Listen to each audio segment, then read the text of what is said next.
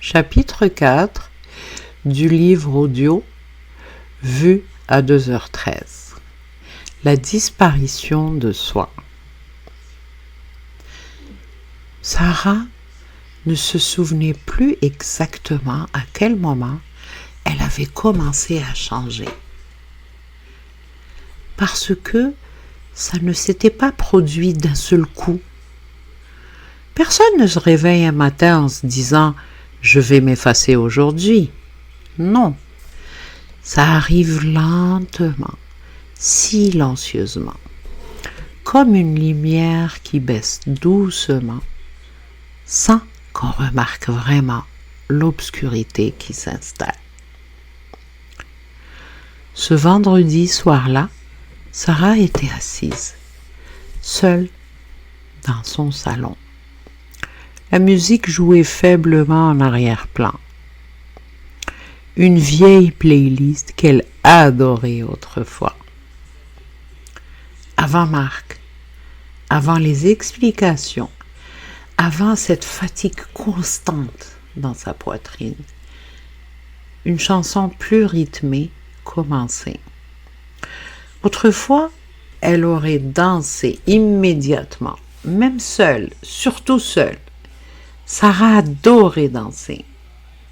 Dans la cuisine, dans la chambre, en préparant le café. Mélanie disait souvent « Toi, t'as le bonheur dans les épaules. » Mais ce soir-là, Sarah resta immobile. Son premier réflexe avait été de regarder son téléphone. Comme si elle devait vérifier quelque chose avant d'avoir le droit d'être légère. Aucun message. Pourtant, elle n'arrivait plus à se détendre complètement. Parce que même en silence, Marc était devenu présent dans sa tête, tout le temps. Elle prit son téléphone automatiquement, ouvrit Instagram, puis le referma aussitôt. Et c'est trop risqué. Marc détestait quand elle publiait des photos le soir. Il disait les gens cherchent toujours à attirer l'attention. Alors, sans même réfléchir, elle avait arrêté. Comme elle avait arrêté beaucoup de choses. Le téléphone vibra. Ah, c'est Marc. Tu fais quoi, ma chérie? Sarah regardait longtemps le message avant de répondre. Parce qu'elle le savait déjà. Chaque mot allait être analysé. Oh rien, je regarde une série. Le message fut lu immédiatement. Puis, t'as l'air froide ces derniers temps. Son ventre se serra. Toujours cette sensation, cette peur discrète de dire la mauvaise chose. Elle écrivit rapidement. Je suis fatiguée, Marc. Oh, fatiguée de moi? Sarah ferma les yeux. Même la fatigue devait maintenant être expliquée. Le lendemain, Mélanie passa la voir sans prévenir. Quand Sarah ouvrit la porte, son amie resta figée quelques secondes. « Wow !» Sarah força un sourire. « Quoi? Qu'est-ce qu'il y a, Mélanie ?» Mélanie entra lentement. « Ça fait longtemps que je ne t'ai pas vue. » Sarah haussa les épaules. « Oh, on se parle pourtant, hein, par message. » Le silence tomba doucement. Mélanie regarda autour d'elle avant de murmurer. « Tu ne sors plus, Sarah ?» Sarah sentit immédiatement le besoin de défendre Marc. Toujours ce réflexe. Tu sais, Mélanie, c'est pas à cause de lui. Et Sarah, j'ai même pas dit son nom. Cette phrase la frappa plus fort qu'elle ne l'aurait voulu. Mélanie s'approcha doucement. Écoute Sarah, avant il fallait te supplier pour rentrer chez toi. T'étais toujours partante pour quelque chose. Sarah baissa les yeux. Des images traversèrent soudain sa tête. Les sourires improvisés, les éclats de rire, les danses absurdes dans la cuisine, les week-ends décidés à la dernière minute. Elle avait oublié cette version d'elle. Elle avait oublié cette version d'elle-même.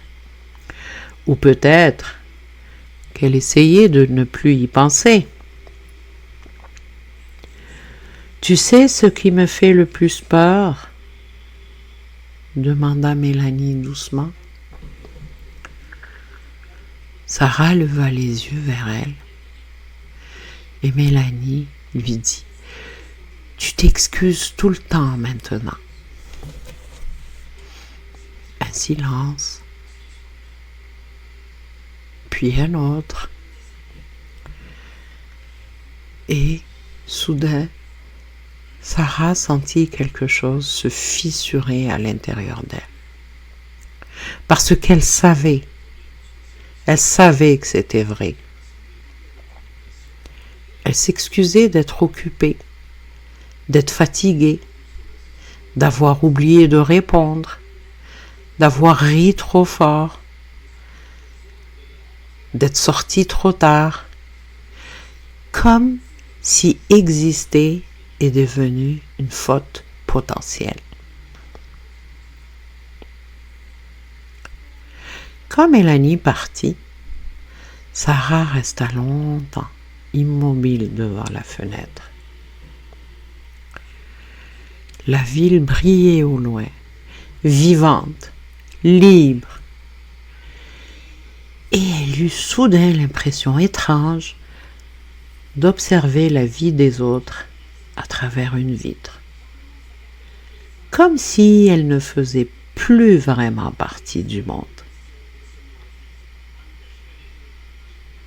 Le soir, Marc arriva avec des fleurs, des roses blanches, les préférées de Sarah. Il l'embrassa tendrement. « Ça va, mon amour ?» Et c'était ça qui la détruisait le plus. Le contraste. Marc pouvait être doux, prévenant, attentionné. Il pouvait aussi devenir froid en quelques secondes, si quelque chose réveillait sa peur. Alors, Sarah vivait constamment dans l'anticipation. Observer son ton, ses silences, son regard, éviter les sujets dangereux, éviter les réactions, éviter les conflits. Elle ne vivait plus vraiment, elle gérait l'atmosphère. Pendant le souper,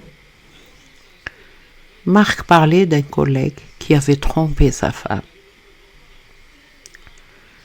Tu sais, Sarah, les gens mentent très facilement.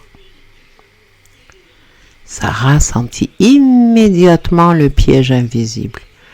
Tu sais, c'est pas tout le monde, hein? Marc planta son regard dans le sien. Quand on aime vraiment quelqu'un, on le respecte. Son cœur accéléra. Pourquoi cette phrase sonnait-elle comme un avertissement ? Même les conversations ordinaires semblaient désormais contenir des sous-entendus. Plus tard dans la nuit, Sarah se regardait dans le miroir de la salle de bain.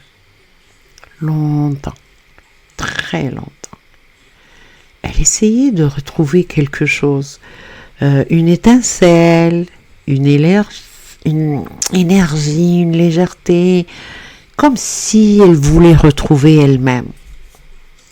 Mais elle avait l'impression de voir une femme qui demandait la permission d'exister. Ses yeux semblaient plus fatigués, son sourire plus petit, et soudain, une pensée terrible traversa son esprit. Elle ne savait plus si elle était encore heureuse. Des larmes montèrent doucement, pas des grandes larmes bruyantes, des larmes qui tombent en silence quand quelqu'un commence enfin à comprendre qu'il est en train de se perdre. Dans le salon, elle entendit Marc rire devant la télévision. Un rire normal, une soirée normale, une vie qui, vue de l'extérieur, ressemblait encore à de l'amour. Sarah essuya rapidement ses joues, puis elle prit une grande inspiration avant de retourner dans le salon avec son sourire habituel, parce qu'elle n'était pas encore prête à admettre une vérité qui commençait pourtant à devenir impossible à ignorer. À force d'aimer Marc, elle avait lentement cessé de vivre pour elle-même. Alors, je vous dis à demain pour la suite.